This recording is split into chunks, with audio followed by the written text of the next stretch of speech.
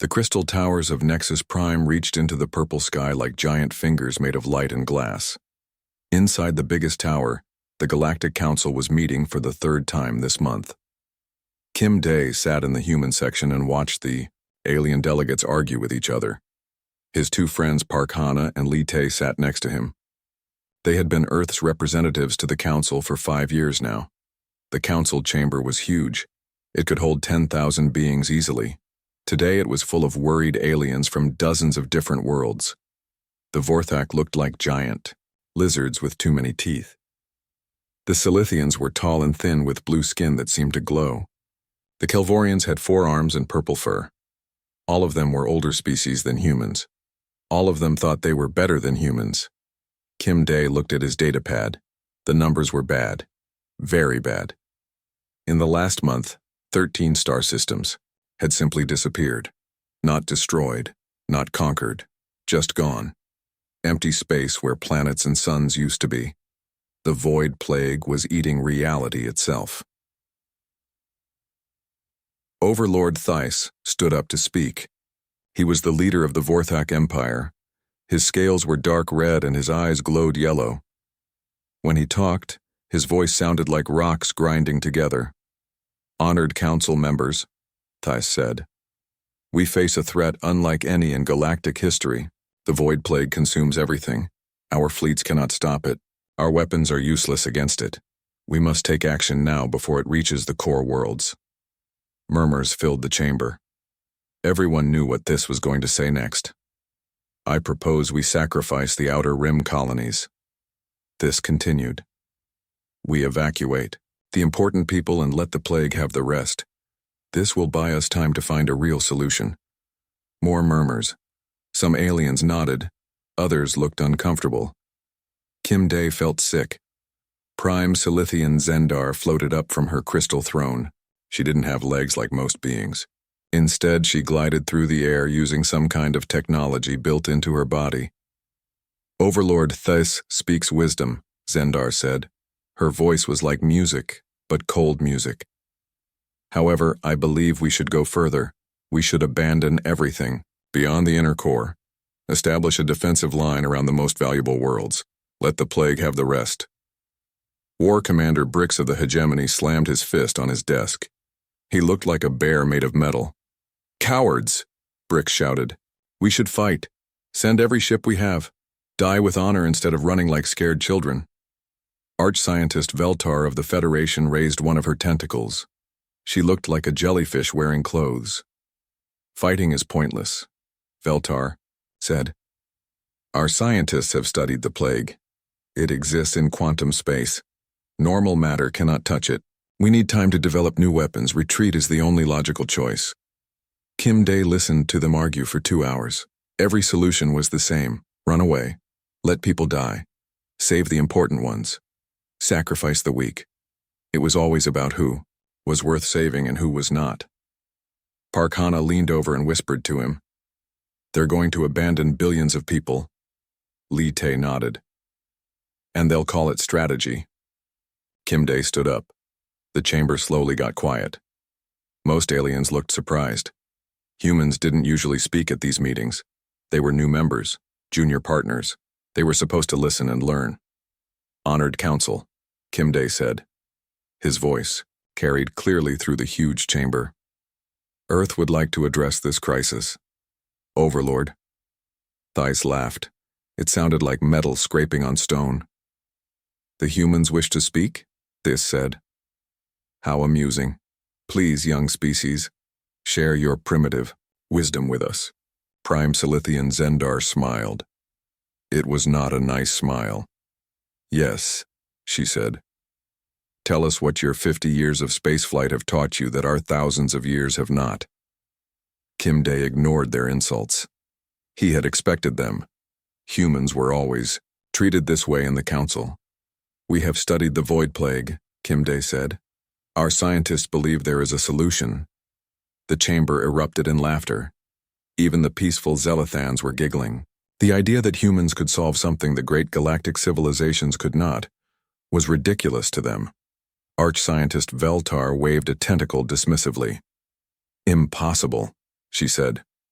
Human technology is centuries behind ours. You barely understand. Quantum mechanics, your computers are toys compared to ours. Kim Day waited for the laughter to die down. You're right, he said. Our technology is not as advanced as yours.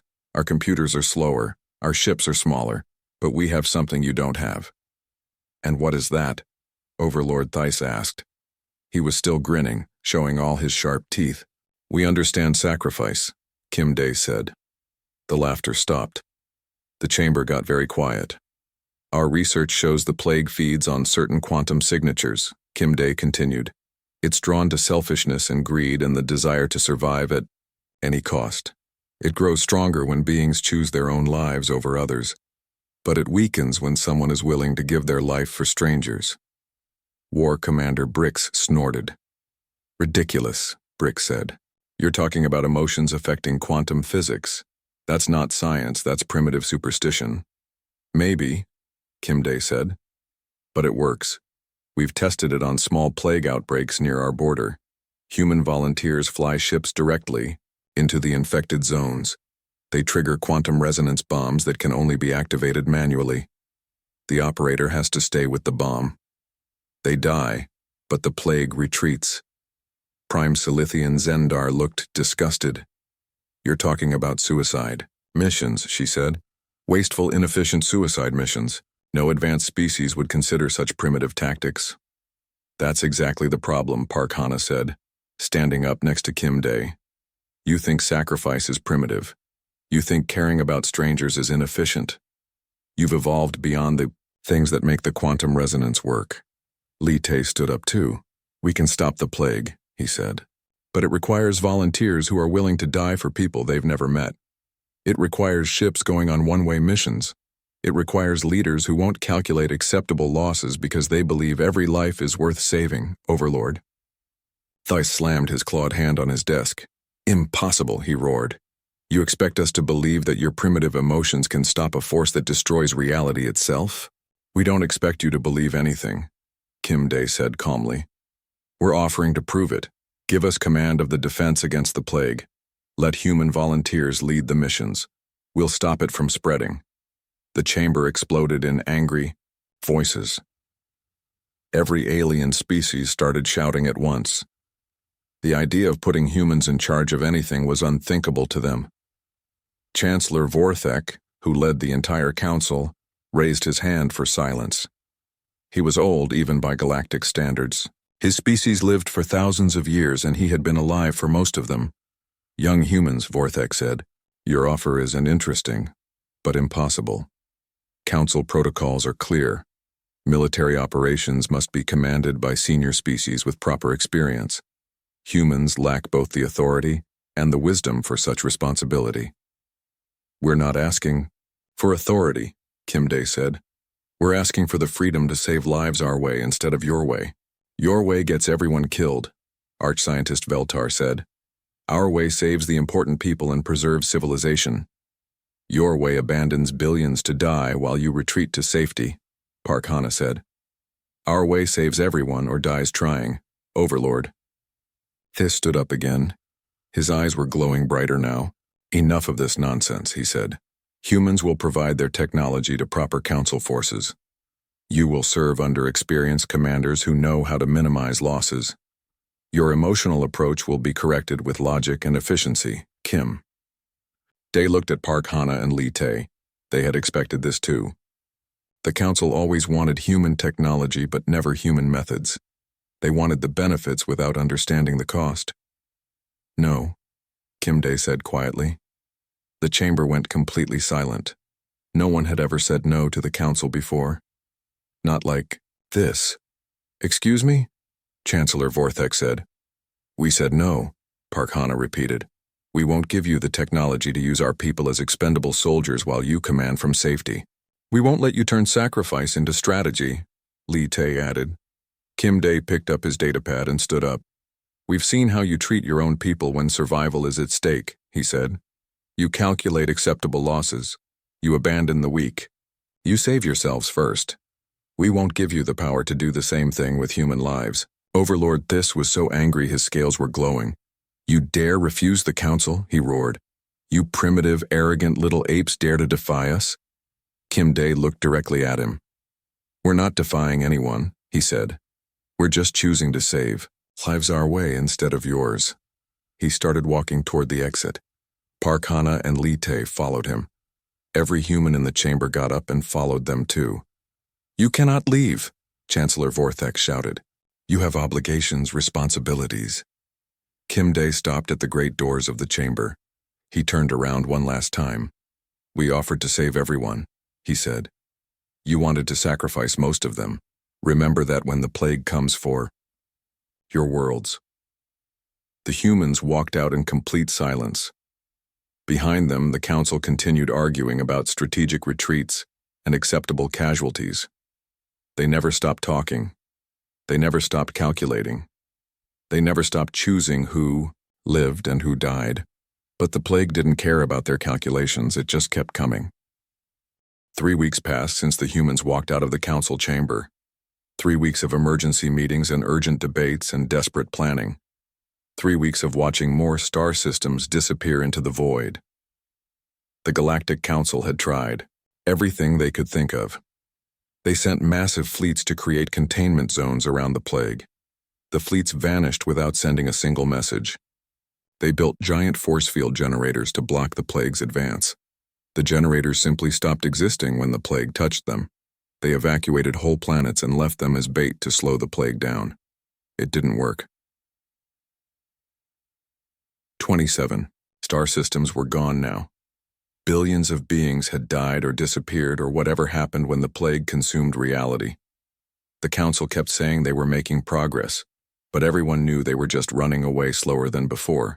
Dr. Yunsu sat in her lab on the human research station at the edge of council space. She had been working without sleep for days trying to perfect the quantum resonance technology. The equations covered every wall of her lab. Her assistants had given up trying to understand them. It's not working the way we hoped, she told Admiral Jiang Min during their daily conference call. The resonance requires genuine sacrifice, not just risk, not just danger. The person operating the device has to actually give their life willingly for people they don't even know. Admiral Jiang Min nodded from her command ship. She had gray hair and tired eyes, but her voice was still strong. Can we automate it? She asked. Build machines that can operate the devices? I tried, Dr. Yunsu said. The quantum field can tell the difference between real sacrifice and programmed sacrifice. It has to be a conscious choice made by a living being who understands they're going to die and chooses to do it anyway. What about using criminals? People who are going to die anyway. Dr. Yunsu shook her head. It doesn't work unless they're doing it to save others. Punishment isn't sacrifice. Fear isn't sacrifice. It has to be love or duty or honor or something pure like that. Admiral Jiang Min was quiet for a long time. So we're asking people to volunteer to die for strangers, she said finally. Yes. And they have to mean it. Yes. How many volunteers do we have? Dr. Yunsu checked her list. The number kept growing every day. 47,000, she said, and more every hour. Admiral Jiang Min closed her eyes. 47,000 humans ready to die for people who had insulted them and dismissed them and demanded they serve under alien commanders. Any word from the council? Dr. Yunsu asked. They keep demanding we share the technology, Admiral Jiang Min said. Chancellor Vortex sends a message every day ordering us to return and submit to proper authority. Overlord Thice threatens to invade human space if we don't comply. What do we tell them? Nothing. Kim Dae said we made our offer. They made their choice. Now they live with it. But even as she said it, Admiral Jiang Min knew they couldn't just sit and watch the galaxy burn. Humans weren't built that way. They couldn't ignore suffering even when the people suffering had treated them badly. The plague was moving faster now. Intelligence reports showed it had reached the Kepler's garden system. 12 billion Zelathans lived there. The Zelathans were a peaceful species that had never hurt anyone. They spent their time making art and music in beautiful gardens. They didn't deserve to die because the council was too proud to accept human help. Admiral, Captain Nam Gil called from his ship in the human fleet. We're receiving distress. Signals from Kepler's garden. The plague has reached the outer planets. Admiral Jiang Min pulled up the tactical display. She could see the Council fleet commanded by War Commander Brix positioning itself near the system, but they weren't moving to help. They were preparing to evacuate. "What are Brix's ships doing?" she asked. "Loading refugees," Captain Nam Gil reported, "but only certain ones. They're taking government officials, scientists, artists, and what they call essential personnel. They're leaving everyone else." Admiral Jiang Min felt sick. 12 billion people in the Council was only saving maybe a few million. The rest would be abandoned to the plague. "How long before the plague reaches the main planets?" she asked. 6 hours, Captain Namgil said. "Maybe less." Admiral Jiang Min looked at her fleet. 50 human ships against a force that had destroyed entire star systems. Her ships were smaller and older than Council vessels. Her weapons were less advanced. Her crews were young and inexperienced by galactic standards. But they had volunteers. Thousands of people ready to die for strangers. "Captain Nam Gil," she said, "prepare the Indomitable for quantum resonance deployment." "Yes, Admiral." Captain Yang Suk, "Ready the Perseverance for backup deployment." "Ready, Admiral." All ships, move to intercept the plague at Kepler's garden. Her communications officer looked worried. "Admiral, we don't have authorization to enter Council space. This could be considered an act of war." Admiral Jiang Min smiled grimly. "Then we better make sure we succeed." The human fleet jumped to hyperspace while the Council fleet continued, evacuating essential personnel from Kepler's garden. War Commander Brix was following standard Council protocol. Save the valuable people first. Abandon the rest when time runs out. Retreat to a safe distance and call it a strategic withdrawal. Captain Nam Gil's ship, the UES Indomitable, dropped out of hyperspace at the edge of the Kepler's garden system. The plague was visible as a wall of darkness moving toward the inhabited planets. Reality just stopped existing where the plague touched it. No debris, no energy, no space. Just nothing. "Engineering, report," Captain Nam Gil said to his chief engineer, Ko Bin. "Quantum resonance device is ready for deployment," Ko Bin said. "Manual activation only as designed. Navigation, plot a course directly into the plague zone," Nam Gil said to navigator Shin Ara. "Course plotted," Shin Ara said. "Sir, you know this is a one-way trip." "I know." Communications officer Choi Wan looked up from his station. "Sir, War Commander, Brix is demanding we leave Council space immediately. He says we're interfering with an authorized evacuation." Captain Nam Gil laughed. It wasn't a happy laugh. "Tell Brix he can file a complaint with the Council when this is over." The Indomitable flew directly toward the wall of nothingness that was consuming reality. Behind them, the rest of the human fleet spread out to provide support and backup. Everyone knew what they were doing. Everyone had volunteered. Ko Bin worked frantically in engineering to prepare the quantum resonance device. It was a simple machine, really. Just a quantum field generator connected to a manual trigger. The hard part wasn't the technology. The hard part was finding someone willing to stand next to it when it activated. 5 minutes to the plague boundary, navigator Shin Ara reported. Captain Nam Gil activated the ship's intercom. "All hands, this is the captain," he said. "In 5 minutes we're going to fly into the plague zone and activate our quantum resonance device. Everyone who wants to can still transfer to the escape pods. They'll get you back to the fleet safely." And I waited. No one moved. No one asked to leave. "Sir," Communications Officer Choi Wan said, "we're getting a signal from the Council fleet. War Commander Brix wants to know what we think we're doing." "Tell him we're saving the people he's abandoning," Captain Nam Gil said. The Indomitable crossed into the plague zone. Reality started to break down around them. The stars disappeared. The planets faded away. Space itself began to dissolve. "Device is ready," Ko Bin reported from engineering. "I'm moving to manual activation position." "Wait," Captain Nam Gil said. "That's my job." "With respect, sir, you're needed on the bridge. I can handle this." "We all handle this together," Captain Nam Gil said. "The whole crew stays. That's what makes it work." Dr. Yoon Soo had been very clear about that. The quantum resonance responded to willing sacrifice. The more people involved, the stronger the effect. One person dying alone might slow the plague. A whole crew dying together could stop it completely. Kobin activated the device. The quantum field spread out from the Indomitable like ripples in a pond. Where it touched the plague, reality started to return. Stars reappeared. Planets became solid again. The wall of nothingness began to retreat, but the device was burning out, and the crew was dying. The quantum field that stopped the plague was lethal to the people operating it. Captain Namgil felt his body starting to dissolve at the molecular level.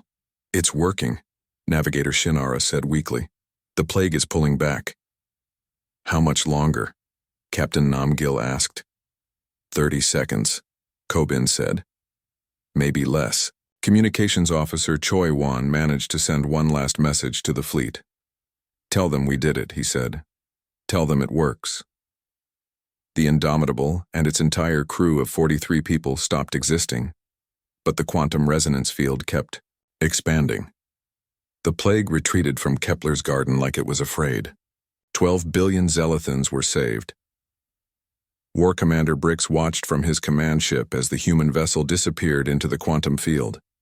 He had seen thousands of ships destroyed in his military career, but he had never seen anything like this. The humans had flown directly into certain death and somehow turned their sacrifice into a weapon. "Sir," his aide said, "the plague is retreating from the entire system. All planets are secure." Brix stared at the empty space where the Indomitable had been. "How is that possible?" he asked. The news of what happened at Kepler's garden spread through the galaxy faster than the plague itself.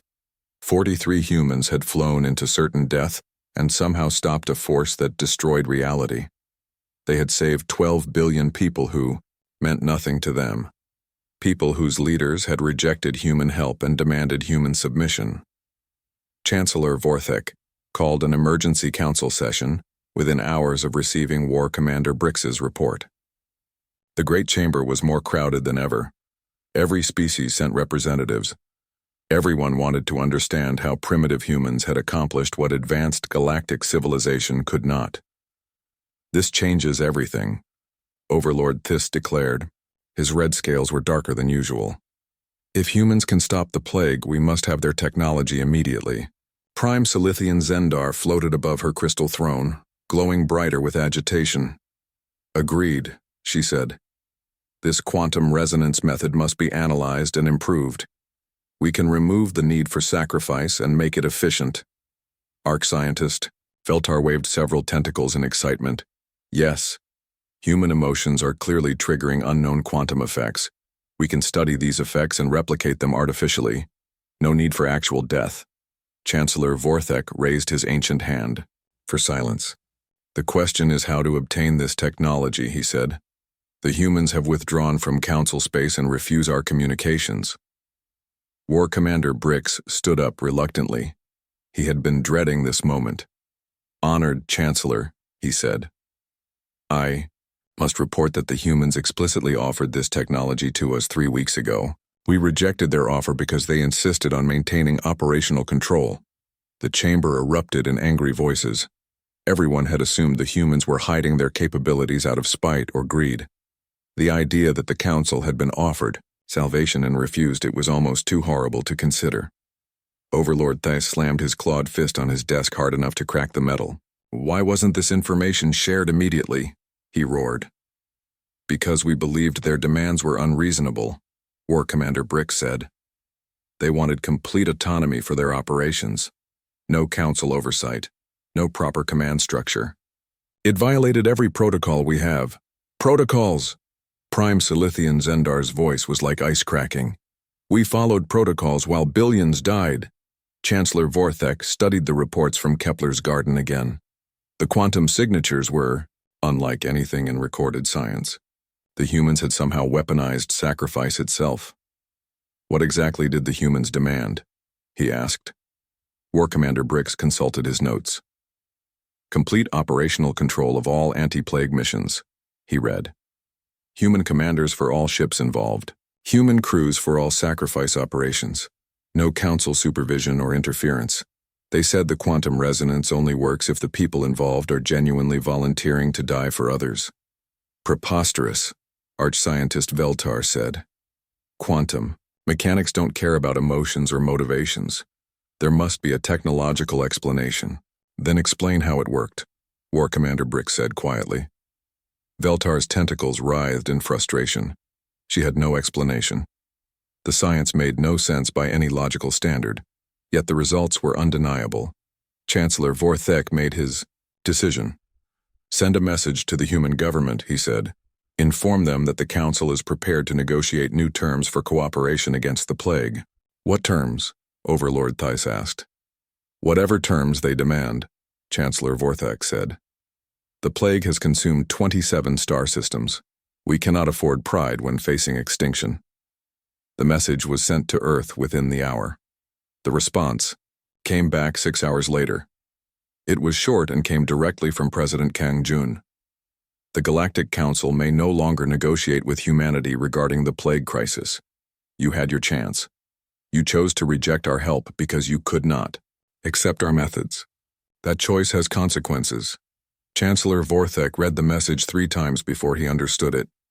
The humans were refusing to help, not demanding better terms, not asking for apologies, simply refusing. He sent another message. This one was longer and more humble. He acknowledged that the Council had made mistakes. He offered humanity full membership rights and equal representation. He promised technological exchanges and territorial concessions. The response was even shorter. No. Overlord Thice was furious when he heard about the human response. Arrogant primitives, he shouted. They dare to refuse the Council? Send our fleets to human space. Take their technology by force. With what fleets? War Commander Brix asked quietly. Half our ships have been destroyed by the plague. The other half are protecting the core worlds. Then we threaten them. Tell them we'll destroy their colonies if they don't cooperate. Prime Silithian Zendar's glow became so bright it hurt to look at her. You're missing the point, she said. They don't care about threats. They flew into the plague zone knowing they would die.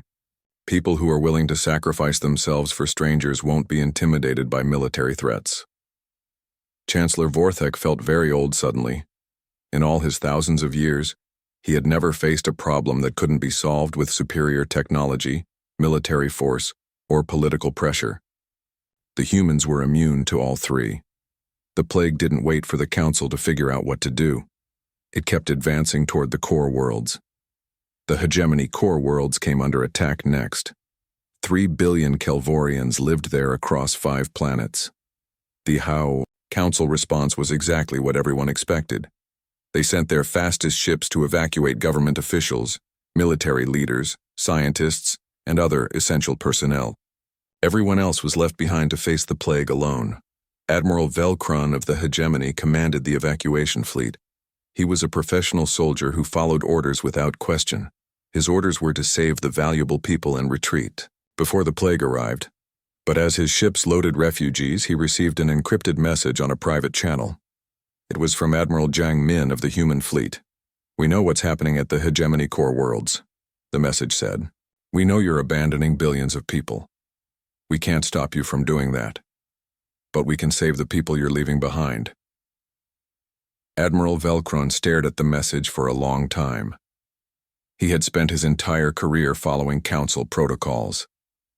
Save the important ones, abandon the rest, retreat when necessary.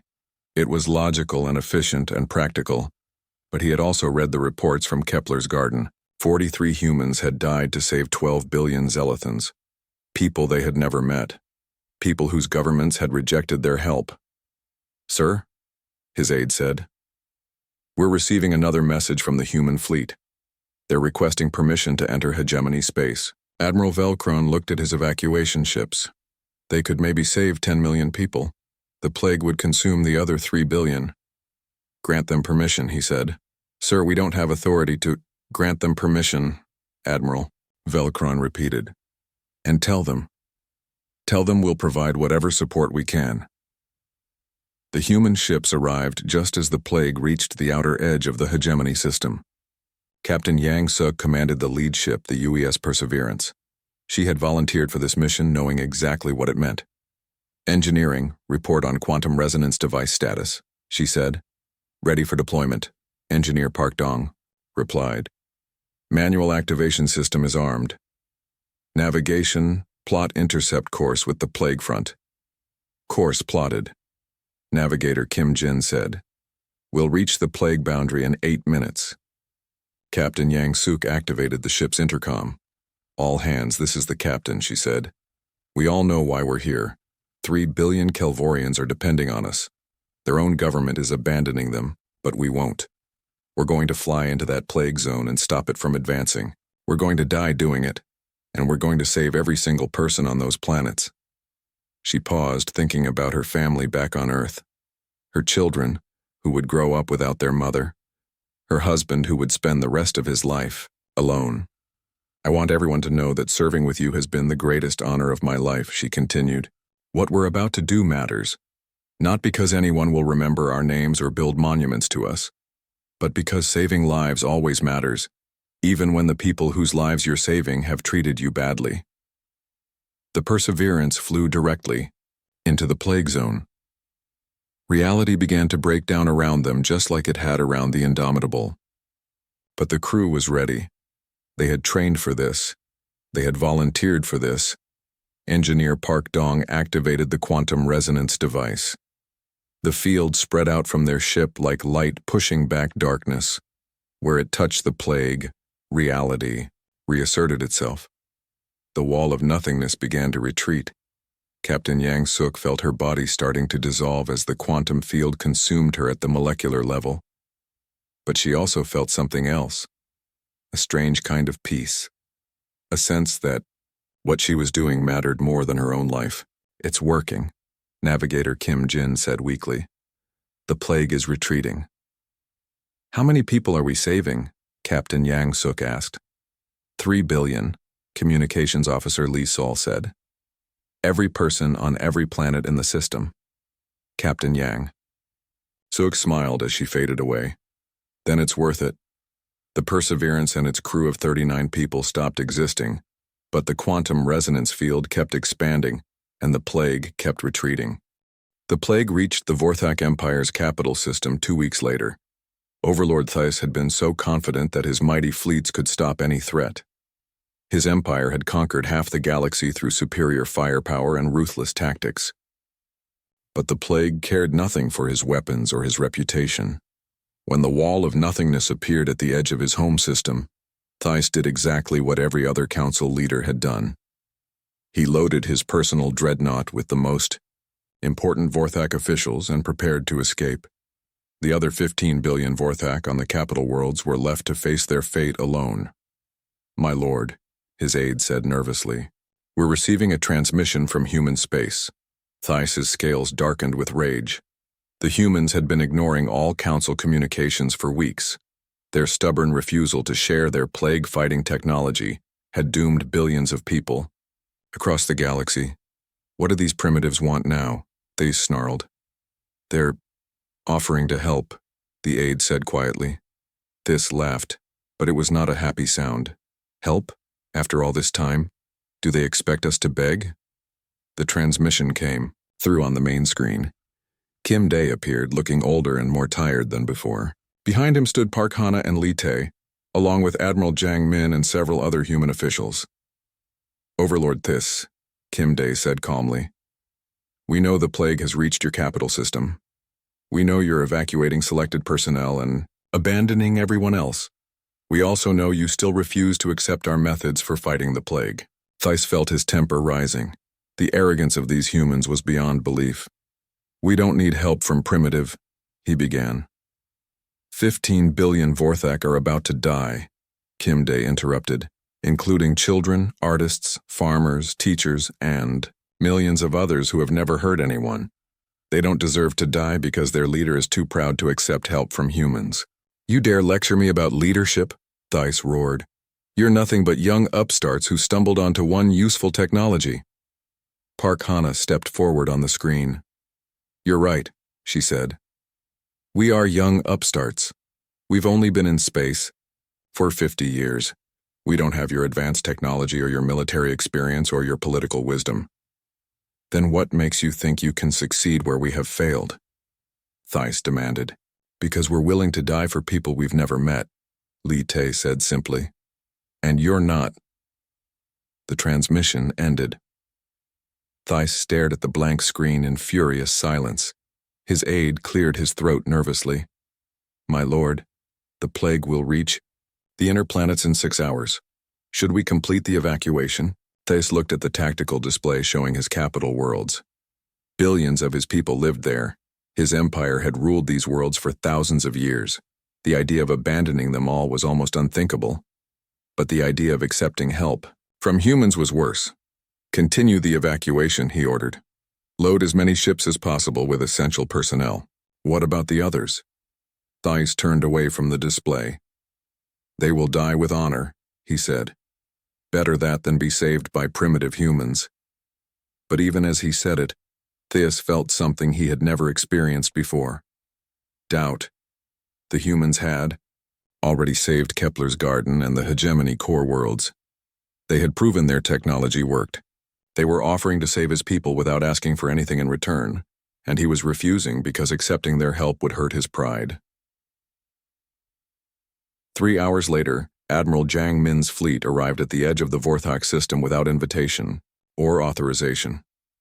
Captain Li Dal commanded the lead ship, the UES Defiant. He had volunteered for this mission even though he knew Overlord Thice would probably consider it an act of war. Admiral, Captain Li Dal reported, we're being targeted by Vorthak defense platforms. They're ordering us to leave immediately or be destroyed. Admiral Jiang Min had expected this. Thice would rather let his people die than admit he needed human help. Ignore the threats, she ordered. Proceed with the mission. Admiral, her communications officer said, we're receiving a priority message from the Vorthak flagship. Overlord Thice wants to speak with you personally. Admiral Jiang Min accepted the transmission. Thice appeared on her screen, his red scales glowing with fury. Human Admiral, he said through clenched teeth. You are trespassing in Vorthak space without authorization. Leave immediately or my ships will open fire. Will they? Admiral Jiang Min asked calmly. You have maybe 50 ships left in this system. Half of them are loaded with refugees. The sea. Other half can't stop the plague any more than they can stop us. So go ahead and shoot at us while your people die. Thice was so angry he could barely speak. You dare? I dare to save 15 billion people while you argue about politics, Admiral Jiang Min said. Captain Li Dal, proceed to intercept the plague front. The UES Defiant flew directly toward the wall of nothingness that was consuming reality at the edge of the system. Thice watched from his flagship, torn between fury and something that might have been hope. My lord, his tactical officer said, the human ship is entering the plague zone. Thice said nothing. He just watched as the small human vessel disappeared into the area where reality stopped existing. Captain Li Dal felt the familiar sensation of space-time breaking down around his ship. His engineer, Specialist Jun Ho, worked frantically to prepare the quantum resonance device while Navigator Officer So Young plotted their course deeper into the plague zone. Device ready for manual activation, Jun Ho reported. All hands prepare for quantum resonance deployment, Captain Li Dal announced. Remember why we're here. 15 billion Vorthak are counting on us, even if their leader doesn't want our help. He activated the device. The quantum field spread out from the Defiant like ripples of light pushing back an ocean of darkness. Where it touched the plague, reality reasserted itself. Stars reappeared. Planets became solid again, but the device was burning out the ships, power systems, and killing the crew in the process. Captain Li Dal felt his body starting to dissolve as the quantum field consumed him at the molecular level. It's working, Navigator So Young said weakly. The plague is retreating from the entire system. How long do we have? Captain Li Dal asked. Maybe 30 seconds, Engineer Jun Ho said. The field is expanding faster than we calculated. Captain. Li Dal managed to send one last message to Admiral Jiang Min. Tell Overlord Thice that 37 humans died to save his people, he said. Tell him we did it not because he deserved it but because they did. The UES Defiant and its entire crew stopped existing, but the quantum resonance field kept expanding. and the plague kept retreating. 15 billion Vorthak were saved by people who had died for them after being threatened with destruction. Overlord Thice watched from his flagship as the human ship disappeared into the quantum field. For the first time in his long life, he felt something that might have been shame. "My Lord," his aide said quietly, "the plague has completely retreated from our system. All worlds are secure." Thice stared at the empty space where the human ship had been. "How many humans died?" he asked. 37, my lord. "And they did this after I threatened to destroy them?" "Yes, my lord." Thice was quiet for a very long time. Then he did something he had never done before in his entire life. He sent a message to the human fleet. "Admiral Jiang Min," he said when the transmission connected, I want to thank you for saving my people." Admiral Jiang Min looked tired and sad on the screen. "Don't thank me," she said. "Thank Captain Li Dao and his crew. They're the ones who died for your people." "Why?" Thice asked. "Why did they do it? I threatened them. I called them primitives. I would have destroyed their ship if I could have. Because that's who they are." Admiral Jiang Min said simply, "They don't save people because those people deserve it. They save people because saving people is the right thing to do." The transmission ended, leaving Thice alone with his thoughts. He had ruled an empire for centuries through fear and strength and ruthless calculation. He had conquered worlds and destroyed enemies and never shown mercy to anyone he considered weak. But 37 humans had just died to save his people without asking for anything in return. They had done it after he threatened them. They had done it knowing he would never be grateful. "My lord," his communications officer said, "Chancellor Vorthak is demanding a full report on how the plague was stopped." Thice thought about what he would tell the council. He could claim that his fleets had found a way to stop the plague. He could take credit for saving his people. He could maintain his reputation as a strong leader who never needed help from anyone, or he could tell the truth. "Tell Chancellor Vorthak that 37 humans died to save 15 billion Vorthak," he said finally. "Tell him they did it because I was too proud to ask for their help." Meanwhile, in the council chambers on Nexus Prime, Chancellor Vorthak was receiving similar reports from across the galaxy. Humans had saved Kepler's garden. Humans had saved the Hegemony core worlds. Humans had saved the Vorthak capital system. Every time, human volunteers had flown into certain death to protect people whose governments had rejected their help. Prime Silithian Zendar floated before the council assembly, her blue skin glowing with agitation. "This cannot continue," she declared. "The humans are making us look weak and incompetent. Every time they save one of our worlds, it proves that our methods are failures." 6 months had passed since the humans walked out of the council chamber. 6 months of watching the galaxy burn, while the most advanced civilizations in known space proved helpless against the plague. The Galactic Council no longer met in the crystal towers of Nexus Prime. Those towers were gone, consumed by the very force they had failed to stop. Instead, the surviving council members gathered on a damaged mining station, orbiting a dying star in the outer rim. It was all they had left. Chancellor Vorthak sat in a simple metal chair instead of his magnificent throne. Prime Silithian Zendar had lost her floating palace and now traveled in a converted cargo hauler. Overlord Thice commanded 3 battered ships instead of the mighty fleet that had once conquered half the galaxy. 53 star systems were gone. Billions upon billions of beings had died, or simply ceased to exist as the plague consumed reality itself. The great civilizations that had ruled the galaxy for thousands of years were reduced to scattered refugee fleets hiding in the darkness between stars. "We have to face facts," War Commander Brix said to the assembled survivors. His voice was hollow and tired. "Our military strategies have failed. Our advanced technology has failed. Our political solutions have failed. We are losing this war."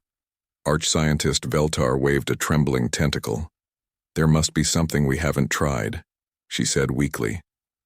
"Some scientific principle we've overlooked. Some weapon we haven't developed." Chancellor Vorthak looked around the cramped conference room at what remained of galactic leadership. These beings had once commanded star empires and controlled the fate of countless worlds. Now they were begging for ideas from each other like lost children. "We have reports from our intelligence networks," he said quietly. "Human space remains completely free of plague contamination. More importantly, human fleets have been conducting what they call volunteer operations along their borders." Overlord Thice leaned forward in his chair. "What kind of operations?" he asked. "The same kind that saved Kepler's garden, the Hegemony core worlds, and my capital system," Chancellor Vorthek replied. "Human volunteers flying into plague zones and stopping the advance through quantum resonance sacrifice. Prime Silithian." Zendar's dim glow flickered with what might have been hope. "How many systems have they saved?" she asked.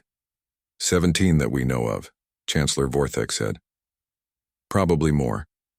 They don't announce their missions or ask for permission. They just arrive wherever the plague threatens inhabited worlds and—" "Stop it. Even after we expelled them from the Council," War Commander Brick said. "Even after we threatened them and called them primitives. Even after we refused their help and demanded they submit to our authority," Overlord Thice added. The room fell silent as everyone absorbed this information. The humans had every reason to hate the Council. They had been insulted, rejected, and expelled. Their offers of help had been dismissed as primitive nonsense. Their technology had been demanded without respect for their methods. And yet they kept saving Council worlds anyway. Captain Lee Dahl entered the conference room carrying a datapad.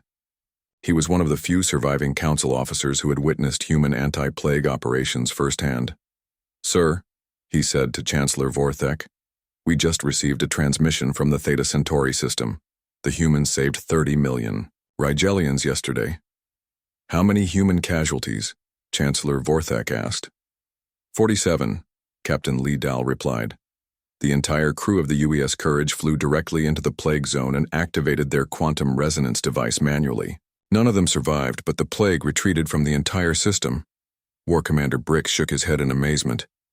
47 volunteers died to save 30 million strangers," he said. "People they had never met. People whose government had probably rejected human help just like we did. Do we know how many humans have died fighting the plague?" Prime Silithian Zendar asked. Captain Lee Dahl consulted his datapad. "Official reports show 847 confirmed human casualties across 17 separate anti-plague operations," he said. "All volunteers, all willing sacrifices. Not one of them was ordered to die or forced to participate." Overlord Thice stood up abruptly and walked to the small viewport. Outside, stars flickered in the darkness. Somewhere out there, human ships were probably flying toward another plague zone. More volunteers were probably preparing to die for people who would never know their names. "We could have had their help from the beginning," he said without turning around. "They offered to save everyone. We just had to let them do it their way."